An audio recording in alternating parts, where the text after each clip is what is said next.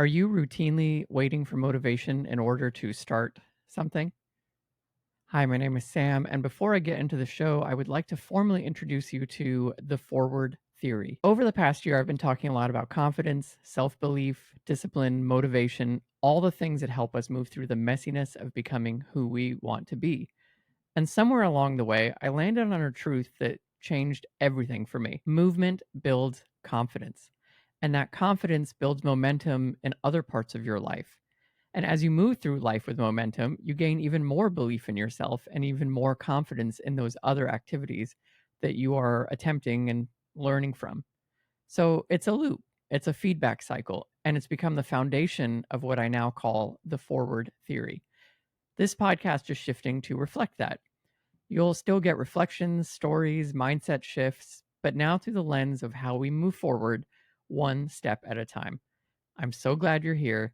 Let's get into it. One thing that I see a lot about, and I've talked about on the show before, is waiting for motivation and waiting for the perfect time to do something or allowing yourself to sit around and wait for that spark, that little moment of, oh, I'm ready now. I'm ready to go to the gym. I'm ready to go for a run. I am ready to start my business. Those moments happen, yes, but you will wait a really long time for them or they might never arrive. And the thing about motivation and dopamine hits and all this different stuff that get talked about a lot on social media is that dopamine is the result of an action taking place that was mildly rewarding and the promise of more rewards in the future. In other words, it begins with you taking an action.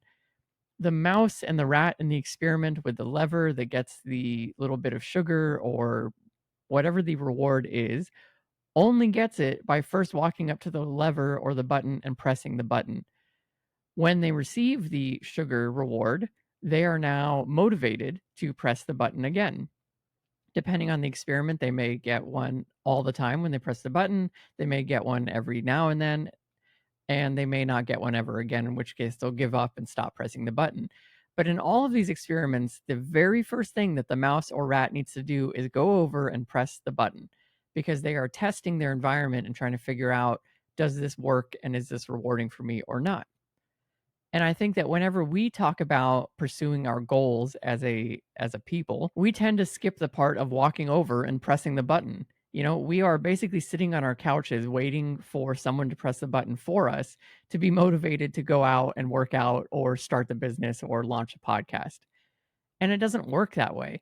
You really have to figure out what the thing is that you want to do, and then you have to do it.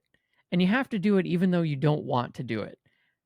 Running every single week, 3, 4 times a week and working my way up towards a marathon, looking back is a fun experience, but when I was in it, it's anything but fun.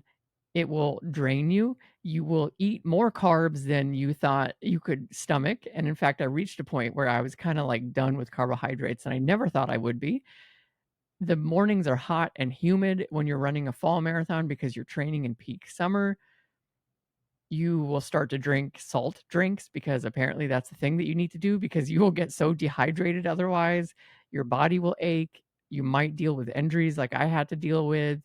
You're going to be frustrated at the lack of progress that you are seeing. You are going to question why you would sign yourself up for this at all. And you're definitely, if this is your first time, going to question whether or not you can even do it. Those are not fun experiences. Those make you doubt everything about you and what you're doing in your life and all of that kind of stuff. So, motivation will not carry you through 16 weeks of training for a marathon, same as it's not going to carry you through the 5 years it might take you to build a business that's successful and allows you to be financially independent. Motivation is a blip. It is a little moment that gets you rolling, but it's not going to be there every step of the way. What I think really matters here is learning to love what it is that you're doing and finding the joy and the dopamine hits not in the rewards that you're seeking, but in the actual process itself. To use the rat analogy, you're learning to love to press the lever even when there's not a reward on the other side of it. but you get so focused on pressing that lever, and you're just going to become really, really good at being a lever presser or a button presser.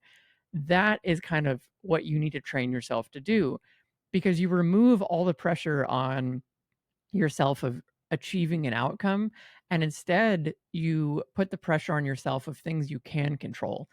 In the case of running and training for a marathon, what I could control is the run that I was going to do on that day, whether or not I was going to do it, and looking at the conditions and figuring out if it was safe or not for me to do so. That was something in my control. That's step one.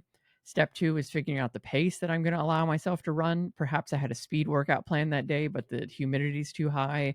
I didn't sleep well the night before. And I knew that if I did a speed workout, I was going to possibly injure myself. So maybe today I just do an easy run just to get some miles in. That's something else I can control. How far I'm going to be out there, how long I'm going to be out there, how many miles I'm going to get in. At any point, I could decide, hey, this is too much. I'm going to bail. I've done enough. It's okay. That's another thing I could control. And I could control how I felt about it at the end. I didn't need to judge it. I didn't need to go home and say, oh, that was a crummy run, or that was the best run I've ever been on, or whatever. I could just look at it as like, I showed up, I did the run as best as I could on this day, given everything that's going on. And I'm proud of myself for that. My next workout is in 2 days. I'm going to worry about it then when I wake up that day and follow through that same process. It was learning to just love the process and be curious about all the elements about my run every single day of things that I could control. And that is much more powerful than motivation. And that is much more powerful than just telling someone to be disciplined and to just go out and do it regardless of everything that's going on. I think that's a very dangerous attitude, and you'll often end up injuring yourself. I can say that from my own experience because that's exactly what happened to me last year. I was truly dogmatic about getting my miles in and trying to match my running plan exactly mile for mile, and I ramped up far too quickly. I was running far too much every single week, and I had an IT band injury that took me out for 4 weeks. So, I paid for it. I paid for it by focusing on the outcome. Every single week, I really wanted to say, "Oh, I hit my mileage goal for the week," and post it on social media and tell everyone how many miles I ran that week and get that reward, rather than focusing on the process of, "Hey, I shouldn't run today because I actually don't feel great." Or focusing on the process of, I'm supposed to run 18 miles, but the humidity is too high. I'm only going to run 15. I'll cut back 3 miles. In the end, those 3 miles honestly aren't going to make or break your marathon, especially for an amateur first time runner of a marathon. But it could potentially break you if you force them, and you should have just called it off at mile 15. Learning to love the process really means learning to love what you are in control of and show up to that and only that. So, whatever it is that you want to do, whatever your goal is, let's say it's to launch a podcast, don't think about launching a number one podcast for longer than the first day that you set out to do it, right? That might be a long term goal of yours. But to get there, you're not going to wake up every single morning, that you need to record an episode and feel really excited about being a number one podcast. You're going to wake up and the reality is you haven't even launched yet, or you only have one episode out there and the only 3 people that listen to it are related to you, or you signed up to do this 52-week challenge for yourself where you're going to record an episode every week for the next 52 weeks, and you're at week 2 and you realize that the weight of what you signed yourself up for. Don't worry about any of that. You need to remove the goal the second that you set it, and remove that from the forefront of your mind, and put instead what it is you're going to do today that gets you a little bit closer. And you're going to learn to love what running a podcast is all about, which is getting better at recording, getting better at hooks, for getting people to hit play and stick around for the first couple of minutes so that they stick around for the entire episode. You're going to learn about writing better episode descriptions. You're going to learn about promoting your show. You're going to learn about getting other people on your show so that you can cross promote, or doing episode swaps. Like, you're going to become an expert in podcasts.